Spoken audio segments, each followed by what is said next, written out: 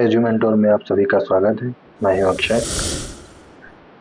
आज हम देखते हैं कि सुपर टेट 2025-26 का घर बैठे तैयारी कैसे करें, जैसे कि आप थंबनेल देख पा रहे होंगे। मैं आपको पूरा संपूर्ण तैयारी का रोड मैप दूंगा। घर बैठे आप तैयारी कैसे कर सकते हैं, कैसे आप जो है अपने आधार पर, क्योंकि बहुत लोग ऐसे हैं जो पहले भी पढ़े हुए हैं या नए भी पढ़े हुए हैं, नए स्टूडेंट्स भी हैं जो अभी टेट वगैरह क्वालिफाइड हुए होंगे। जैसे कि मैंने इससे पहले आज 1 महीना पहले जब एग्ज़ाम हो रहा था, एग्ज़ाम समाप्त हो गया था, तभी मैंने बता दिया था कि टेट का रिज़ल्ट आपको 15 अगस्त के आस-पास देखने को मिल सकता है। हो सकता है 15 अगस्त से थोड़ा पहले, हो सकता है 15 के थोड़ा बाद। ठीक है, लेकिन यह कन्फर्म था कि मिड अगस्त में आना ही आना है रिज़ल्ट। तो आने वाला होगा, लोग अपने नंबर जोड़ चुके होंगे और कुछ ऐसे भी स्टूडेंट होंगे जो 2-3 साल पहले ही यूपी टेट या सीटेट क्वालिफाइड होंगे, तो वो भी सुपर टेट में बैठेंगे। तो बिल्कुल ये वीडियो उन्हीं के लिए है जो सुपर टेट में बैठेंगे। ठीक है, आपको जैसे कि पता ही है, मैंने टेलीग्राम के माध्यम से अपडेट करता ही रहता हूँ कि 11,000 प्लस कुछ वैकेंसियां जो नगरीय स्तर की हैं, उनका ई अध्याचन भेजा जा चुका है। बस फॉर्म आने की देरी है। ग्रामीण की चर्चा भी चल रही, हो सकता है वो सेकंड फेज में आए, ये मैंने अपने पुराने वीडियो में भी बताया था, और हो सकता है कि वो साथ में आए। वैसे साथ में आने की कोई उम्मीद नहीं है, क्योंकि अध्याचन भेजा जा चुका है 11,000 का। अगर भेजा जाना होता ग्रामीण वाला, तो उसके साथ में ही आता। ठीक है, हो सकता है सेकंड फेज हो जाए। अभी ये अब अगली यूपी टेट के बाद वो सेकंड फेज जो है ग्रामीण वाला लेके आ जाए। ठीक है, तो अंत तक वीडियो तक बने रहें, आपको सिलेबस पाठ्यक्रम पूरा एक स्ट्रेटजी के साथ बताया जाएगा। देखो, सबसे पहली बात करें तो सफलता का मार्ग यही है कि सबसे पहले आपको सिलेबस पता हो, पुस्तकें पता हो, पिछले वर्ष के प्रश्न पत्र भी आपके पास हों और अभ्यास भी हो पाए, रिवीजन भी आप कर सकें और मॉक टेस्ट भी आप लगा पाएं। तभी आपको सफलता आज के समय में मिल सकती है। ये घर बैठे प्लानिंग है। कुछ कोचिंगें परचेज करके पेड कोर्सों में यही जो रोड मैप होता है उसको फॉलो करते हैं और आपको सफलता दिलाने का प्रयास करते हैं। पढ़ना आपको ही पड़ता है ना? तो मैं हर एक चीज़ पे, हर एक टॉपिक पे मैं आज आपसे चर्चा करूँगा। ठीक है, इस वीडियो का उद्देश्य कुछ भी ऐसा नहीं है कि मेरा कोई पेड कोर्स है, मैं उसका एडवर्टाइज करना चाह रहा हूँ कि आप ये खरीद लो, वो खरीद लो। कुछ नहीं आपको खरीदने की ज़रूरत है। ये वीडियो पूरी तरह से फ्री है और घर बैठे तैयारी जो आप स्वयं करना चाहते हैं सेल्फ, उनके लिए है।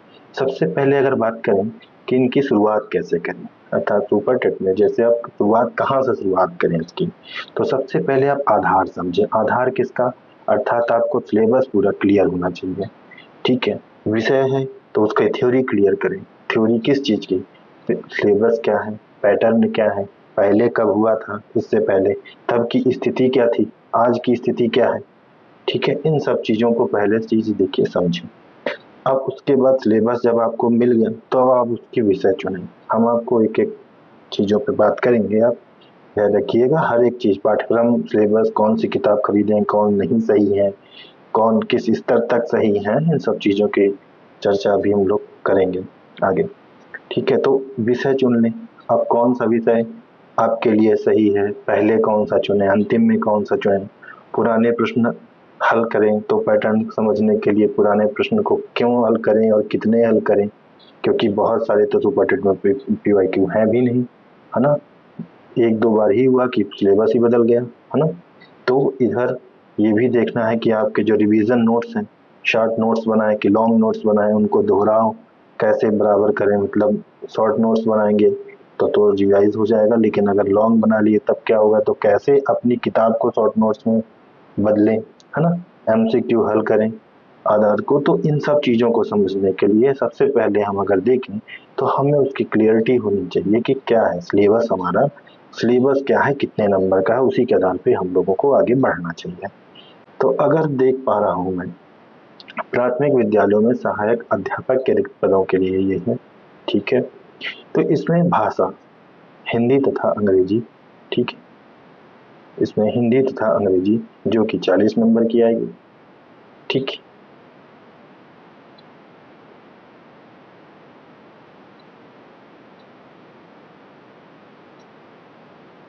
सबसे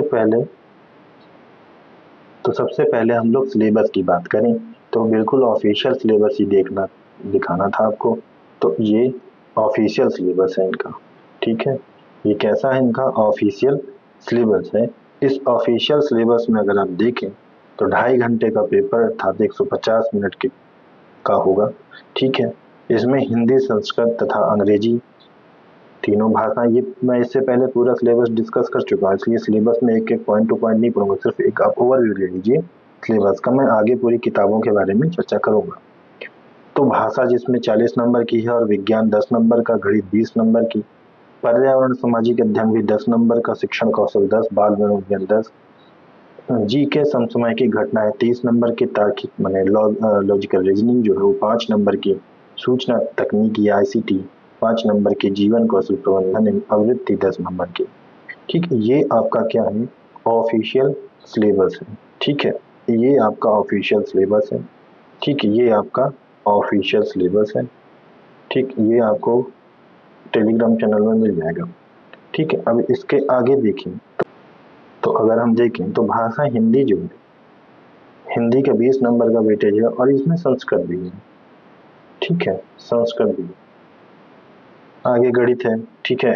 EVS है, SST, शिक्षण कौशल, बाल मनोविज्ञान, सामान्य ज्ञान, ये 30 नंबर का वेटेज है। ICT आपका 5 नंबर की, रीजनिंग 5 नंबर की, जीवन कौशल प्रबंधन आवृत्ति 10 नंबर की है। अब अगर बात करें कि सिलेबस के हिसाब से कौन सी किताब किसके लिए लिया जाए, कौन सी किताब किसके लिए, क्योंकि भाषा हिंदी का 20 नंबर का वेटेज है, ठीक है। बाकी इंग्लिश और संस्कृत का 10-10 नंबर का वेटेज, ठीक है। तो इसके सबके लिए किताब है। अब देखिए किताब की बात करें तो मैं अपने हिसाब से आपको बताता हूँ कि किताब कौन से सबसे उपयुक्त है। हिंदी व्याकरण के लिए, हिंदी व्याकरण में अपठित गंधर्व व्याकरण, ये सब चीज़ों को आपको देखना होगा। बहुत लोग आपको लूसेंट की हिंदी की सलाह देते हैं, कोई बुराई नहीं है। हिंदी की लूसेंट की किताब हो अगर तो दूसरी लेने की भी ज़रूरत नहीं है। RS शर्मा की बहुत लोग किताब लिए होंगे या लिए हैं, तो कोई दिक्कत नहीं है। यदि कोई किताब अभी तक नहीं लिया है हिंदी की, तो आप जो है राजपाल सिंह लेखक हैं, यूनिवर्सल बुक प्रकाशन है, ठीक है। इसमें मैं कोई किताब का प्रचार नहीं कर रहा हूँ। इस किताब को पढ़िएगा, ये किताब स्पेशल फॉर शिक्षकों के लिए हिसाब से है। देखिए जो कॉम्पिटेटिव एग्जाम होते हैं UP SSC और टीचिंग के, इनमें बहुत बड़ा अंतर नहीं होता, हिंदी तो एक ही होती है, लेकिन अंतर सिर्फ उसके पूछने के तरीके और ऑप्शन और इन गहराई पे अंतर होता है, क्योंकि ये एक स्टूडेंट और टीचर के हिसाब से बनी है और वो सिर्फ रैंकिंग लाने के लिए, मेरिट लिस्ट में नाम लाने के हिसाब से बनती है, ठीक है। अंतर विशेष कुछ नहीं है, 20% का अंतर होता है। अगर कोई हिंदी की किताब है तो यही कहूँगा कि नहीं लीजिए। अगर कोई भी नहीं है किताब तो आप यूनिवर्सल बुक, राजपाल सिंह लेखक हैं, उसके सामान्य हिंदी नाम से निकलती है, आप ये ले सकते हैं। इस इनकी एक और पुस्तक आती है यूनिवर्सल बुक नाम से, सामान्य हिंदी करके, अगर वो किसी के पास है तो वो भी अच्छी है, कोई दिक्कत नहीं है। अब एक बहुत लोग जो है डिप्टी SP की घटना चक्र की किताब आती है, ब्लू कलर की होती है, तो वो उस किताब वो बहुत लेंदी है आपके लिए, 20 नंबर के लिए वो किताब बहुत लेंदी है, ठीक है। वो SP शर्मा क्या नाम है उनके, डिप्टी SP हैं वो आती है किताब, तो वो मेरे हिसाब से बहुत लेंदी है, ठीक है। अब अंग्रेजी की बात करें तो अंग्रेजी की अगर बात करें तो ये 10 अंक का आएगा, ठीक है। ग्रामर, कंप्रेंशन, वोकैबुलरी वगैरह, इनमें ये सब चीज़ें हम लोग फोकस करेंगे। किताब SC गुप्ता की अगर आपके पास है तो बिल्कुल कोई ज़रूरत नहीं दूसरी किताब लेने की, लेकिन अगर कोई किताब इंग्लिश की आपकी नहीं है और पहली बार आप लेना चाह रहे हैं तो मेरे हिसाब से आप ये नीतू मैम की किताब है जो KD कैंपस से निकलती है, प्लिंथ टू पैरामाउंट, ये किताब सबसे बेस्ट होगी। मैं आपकी जगह होता तो मैं यही लेता, ठीक है। तो सबसे अच्छी किताब यही होगी आपके लिए, ठीक। मगर मैथ की बात करें तो मैथ की बात करने 20 अंक की मैथ आ सकती है, आती है मतलब आएगी आपकी, ठीक है। इसमें आप जो है अर्थमेटिक ज़्यादा आती है, ठीक है। तो ये अर्थमेटिक के ही सब सेक्शन है, ठीक है। ये नंबर सिस्टम है, ठीक है, परसेंटेज है और प्रॉफिट लॉस है, ठीक है, इंटरेस्ट है, ये सब ज्योमेट्री वगैरह थोड़ा बहुत जो आती है। इस तरह आपका जो है 12 का मान के चलिए, कहते 10 का पूछ लेते हैं 12 तक का, ठीक है। लेकिन अब इसका मतलब ये नहीं कि डायनामिक और कैलकुलस वगैरह पूछने लगे। तो मैथमेटिक में आपको RS अग्रवाल किताब बहुत अच्छी है, इसमें कोई दो राय नहीं है। आर एस अग्रवाल किताब लेकिन मुझे लगता है उनके लिए ज़्यादा अच्छी है जिनको मैथ आती है, ठीक है, जिनको मैथ आती है, जिनकी मैथ ठीक ठाक है, एवरेज से ऊपर है जिनकी मैथ, ठीक है, एवरेज से जिनकी मैथ ऊपर है उनके लिए आर एस अग्रवाल किताब बहुत अच्छी है। लेकिन जो थोड़ा सा कमजोर है अगर अर्थमेटिक में, ठीक है, या सिर्फ इसी की तैयारी करें और कोई चीज़ की तैयारी वो नहीं कर रहे हैं, मतलब वनडे एग्जाम के पुलिस की बात नहीं कर रहा हूँ, सीजीएल वगैरह की तैयारी अगर वो नहीं कर रहे हैं तो जो है मैं यही सलाह दूंगा कि मैथ के लिए फिर आप ये बुक ले लीजिए, शारदा पुस्तक भवन की है, अंगणित नाम से किताब आती है, ठीक है, तो आप एस डी यादव की, तो ये किताब आप ले लीजिए, ये बहुत अच्छी किताब है, ठीक है, बहुत अच्छी किताब है, ये आप बिना संकोच के ले सकते हैं, ठीक। आर एस अग्रवाल को आप स्किप कर सकते हैं, छोड़ सकते हैं, इसको आप इसकी जगह ये कर सकते हैं, ठीक है। अब अगर बाल विकास शिक्षण सबसे कठिन चीज होती है कि इसमें कौन सी किताब लें। अब ये किताब देख के तो लग गया होगा कि ये किताब तो मेरे पास है, देखो एक साफ बताएं कि सीडीपी के लिए जो है बाल मनोविज्ञान एवं शिक्षण, आप कोई भी किताब इसमें देखेंगे तो सुपर टेट के लिए स्पेशल किताब कोई नहीं आती है फिलहाल, ये सब क्योंकि ये कोई एक पार्टिकुलर यूनिट का बात नहीं है, ये किताब से ही आपको थोड़ा बहुत छांटना पड़ेगा, पढ़ना पड़ेगा, है ना। 3 पोर्शन है पूरे सिलेबस में, पूरे तीनों सिलेबस को मिला करके ही आपका सुपर टेट में पूछा जाता है। अच्छा ये होगा कि आपने अपने पढ़ाई के दरमियान जो नोट्स बनाए होंगे वो बहुत अच्छे होंगे अगर आपके पास हो तो, सीटेट टेट के दौरान जो बनाए होंगे और बेस्ट है कि वो होंगे आपके पास। तो मैं फिर यही कहूँगा कि आप पहले उनको रिवीजन करिए और पीवाईक्यू देखिए आपके क्वेश्चन कहाँ तक हल नहीं होते, ठीक, अगर हल नहीं होते तब किताबें आप बहुत ले सकते हैं। सबसे पहले देखो ये दिशा पब्लिकेशन की एक किताब आती है, दिशा पब्लिकेशन की वो किताब आप परचेज कर सकते हैं बिना संकोच के, कोई दिक्कत नहीं है, हल्की है, बहुत लेंदी नहीं है, ये जैसे थोड़ा भारी पड़ेगी, ये थोड़ा सा कम पेज की है, चीज सही लिखी है, कोई इसमें एस के मंगल थोड़ा हैवी किताब आती है जिसको मतलब आगे ये हो कि नहीं मुझे टीचिंग से रिलेटेड ही नेट जेआरएफ या थोड़ा और अच्छा डीप पढ़ना है तो आप एस के मंगल भी आप ले सकते हैं, ठीक, कोई दिक्कत नहीं है।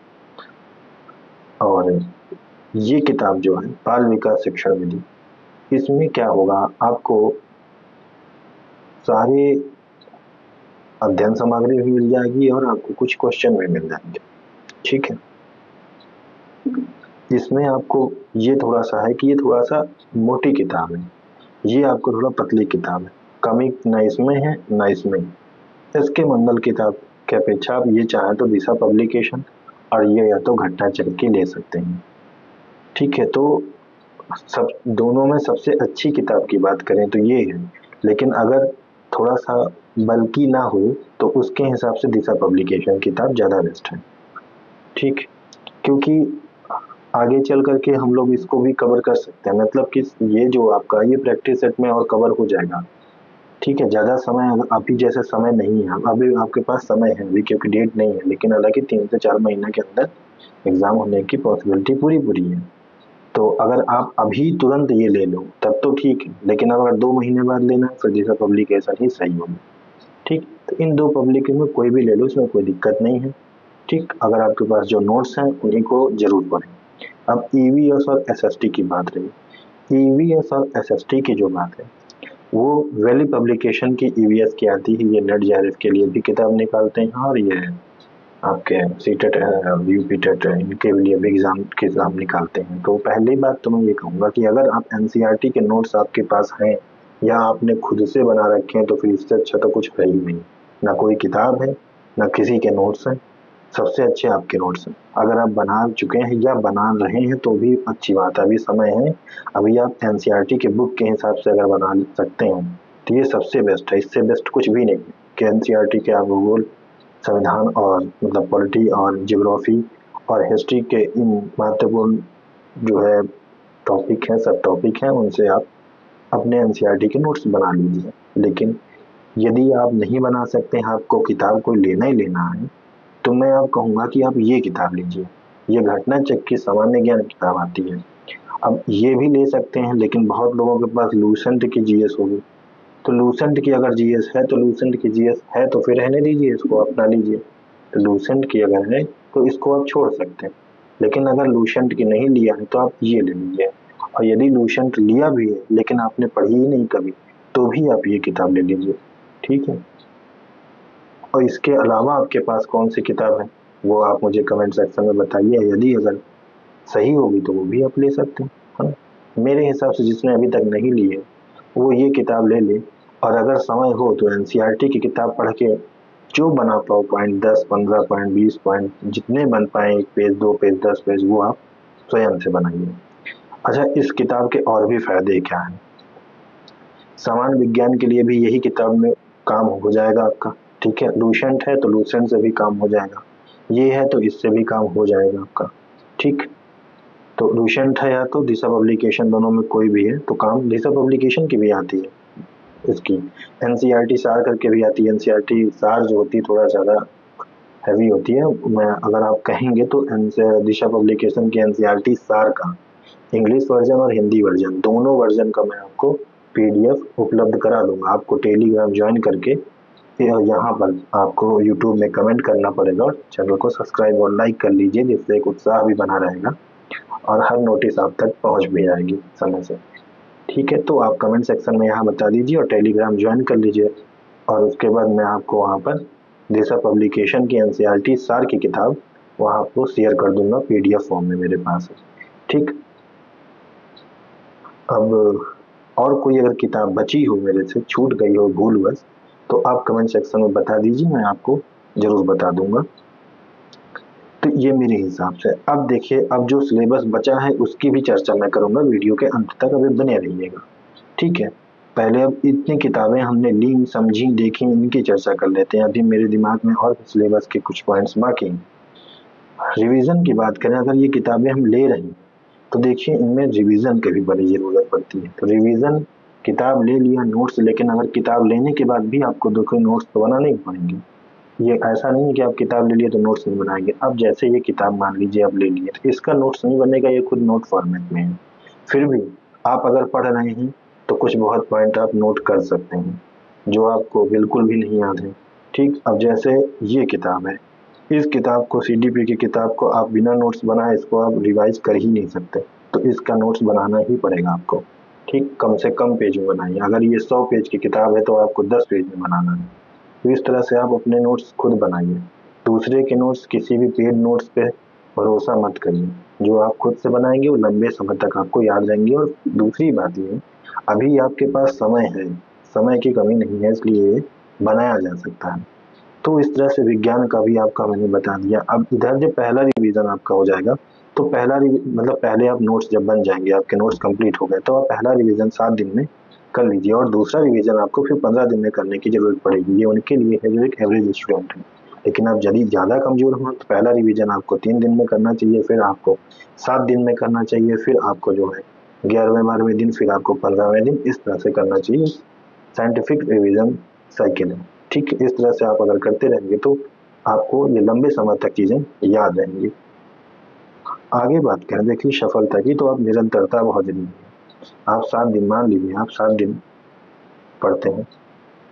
कुछ लोग होंगे जो 2 दिन पढ़ रहे हैं, 7 घंटे पढ़ लिए, बहुत है। लेकिन कुछ लोग ऐसे भी होंगे जो डेली 2 घंटे पढ़ रहे हैं। तो जो डेली 2 घंटे या जो डेली 1 घंटा पढ़ रहा है वो ज़्यादा अच्छा है अपेक्षाकृत जो इकट्ठा बैठ के 7 घंटा पढ़ रहा है। उसका कारण क्या है कि वो रोज अपने सिलेबस को देख रहा है, रोज उस चीज से जूझ रहा है, रोज उस चीज को समझने का प्रयास कर रहा है, तो वो ज्यादा अच्छा रहेगा। तो निरंतरता इसमें बहुत ज्यादा जरूरी है। तो निरंतरता सबसे ज्यादा जरूरी है। पीवाईक्यू आपके लिए बहुत जरूरी है कि पीवाईक्यू लेकिन उतने क्या है कि जैसे 2 साल 2 बार हुए तो सिर्फ उतने ही आपको देखने हैं, उससे ज्यादा है नहीं। तो उस पर बहुत ज्यादा फोकस नहीं हुआ जा सकता क्योंकि ये बहुत पहले की बात है, ठीक है। अब का जो सिलेबस है बहुत अंतर नहीं है, लेकिन समय का अंतर है, जिस कारण से कुछ क्वेश्चन की फॉर्मेटिंग में बदलाव आपको देखने को मिलेगा, ठीक। अब रिवीजन जरूरी है जिससे एक्टिव रिकॉल हो। रिवीजन के मैंने आपको तरीके बताए, आप अपने नोट्स हो या बुक हो या कुछ भी आप पढ़ रहे हैं, तो आपको यहाँ तक कि कुछ भी देख रहे हैं, स्टैटिक पोर्शन पढ़ रहे हैं, तो आपको इस सिस्टम से ही आपको रिवीजन करना पड़ेगा, तभी वो आपको एक लंबे समय तक याद रहेंगे। मॉक टेस्ट अगर लगा रहे हैं तो उसका विश्लेषण, एनालिसिस होना बहुत जरूरी है। गलतियों का विश्लेषण करके उसका एक अलग कॉपी बना लें, उसकी एक कॉपी बनाएं और उसको फिर देखें कि क्या गलती हुई, आगे उसका सुधार करने का प्रयास करें। ठीक है, एक पूरी कॉपी जब बन जाएगी तो खुद आप अगली बार जब रिवीजन करेंगे तो वो आपका याद होता जाएगा। तो रिवीजन, मॉक टेस्ट, कंपटीशन, ये सब एक साथ चलता रहेगा। अब क्या हमारी जो है दिनचर्या हो, तो दिनचर्या के लिए ये सबसे सही है कि आपको सुबह कोई नया टॉपिक पढ़ना चाहिए। सुबह का मतलब सुबह से नहीं, जरूरी नहीं है सब लोग सुबह पढ़ पाएं। अपने अपने टाइमिंग के हिसाब से भी पढ़ाई हो सकती है, लेकिन फर्स्ट जो आपका, अगर ये स्लॉट हम बात करें तो ये फर्स्ट स्लॉट है, सेकंड, थर्ड और फोर्थ स्लॉट।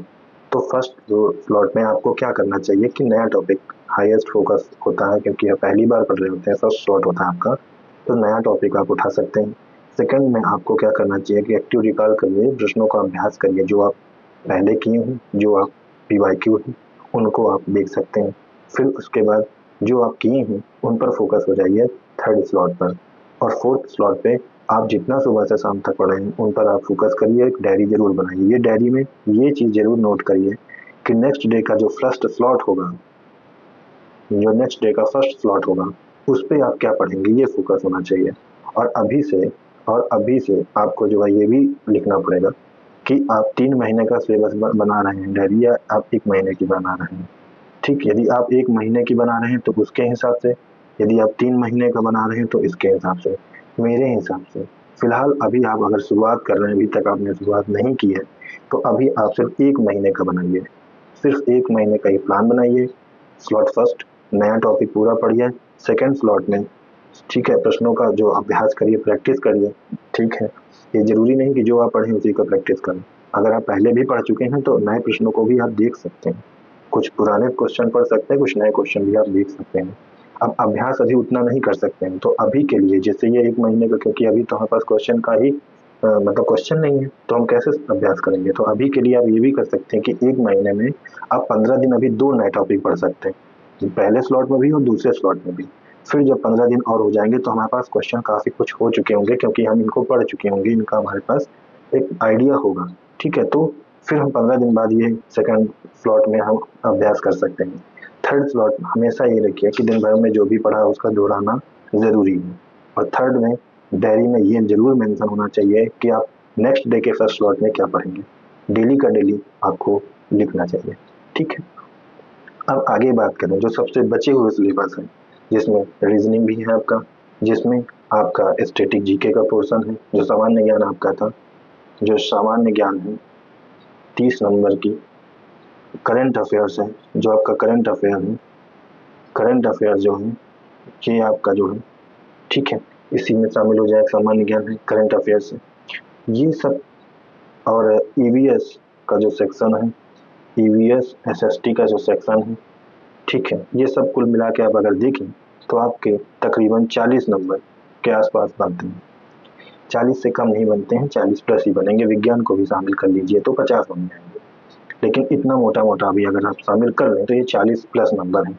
तो 50 के आसपास नंबर की तैयारी आपको, ये जो है स्टैटिक जीके महासीरीज जो चल रही है, जो आपकी है हमारे चैनल में प्लेलिस्ट में आप जाएंगे तो स्टैटिक जीके महारिवीजन सीरीज चल रही है, वहीं से कवर हो जाएगा। इस स्टैटिक जीके महारिवीजन सीरीज में प्लेलिस्ट में जाइए, देखिएगा तो वहाँ से ये कवर हो जाएगा 40 नंबर। अभी तक के उसमें कौन कौन से चैप्टर पढ़ा, मतलब कौन कौन से हो गए, तो पॉलिटी हो गया है, ठीक है, जियोग्राफी हो गया है, वर्ल्ड ज्योग्राफी का लास्ट लेक्चर है वो भी हो जाएगा। ठीक है, ये इतना 3 सेक्शन हो गया। बाकी आगे का सेक्शन, अगला जो सेक्शन है मेरा प्लान वैसे है इन्वायरमेंट का, ठीक है, ईवीएस में वो कवर हो जाएगा। तो आप नहीं जुड़े हैं अभी तक तो टेलीग्राम में भी जुड़ जाइए। टेलीग्राम में क्या होता है, जो पढ़ाया जाता है उससे संबंधित 2 से 3 क्वेश्चन, 2 से 3 क्वेश्चन बाहर के, और करंट अफेयर का 1 क्वेश्चन हफ्ते का शामिल कर लिया जाता है, और एक क्विज होती है जिससे एक रिवीजन होता रहता है। ठीक है, तो स्टैटिक जीके महारिवीजन सीरीज से आपका 40 प्लस नंबर हो जाएगा। ठीक है, एवरग्रीन सीरीज है, हर पेपर में आते ही आते हैं। यदि आप नहीं भी मतलब आप सुपर टेट के अलावा कोई और भी तैयारी कर रहे हैं तो वो भी आपके लिए हेल्पफुल होगा। ठीक है, आप तो टीजीटी पीजीटी में भी वही 30 नंबर का सिलेबस जो सुपर टेट का वही लगा, कुछ अलग नहीं है उसमें। ठीक, इधर क्या होगा, आपको प्रैक्टिस टेस्ट और नोट्स आपको क्या मिलेंगे, ये जो पढ़ाएंगे वो नोट्स आपको पीडीएफ फॉर्मेट में, ठीक है, आपको मिलते रहेंगे। आप कमेंट सेक्शन में बताते रहें क्या आपको चाहिए, क्या ज़रूरत है, वो उसी हिसाब से आपको मिलता रहेगा। चैनल को लाइक, सब्सक्राइब और शेयर ज़रूर कर दीजिए। यदि कुछ आप इसमें में छूट गया हो जो मुझे इसमें बताना चाहिए, तो वो आप कमेंट सेक्शन में बता दीजिए, ठीक है? मैं उसको जो है आपको बता दूँगा। टेलीग्राम से जुड़ जाइए, चैनल को सब्सक्राइब कर लीजिए। धन्यवाद।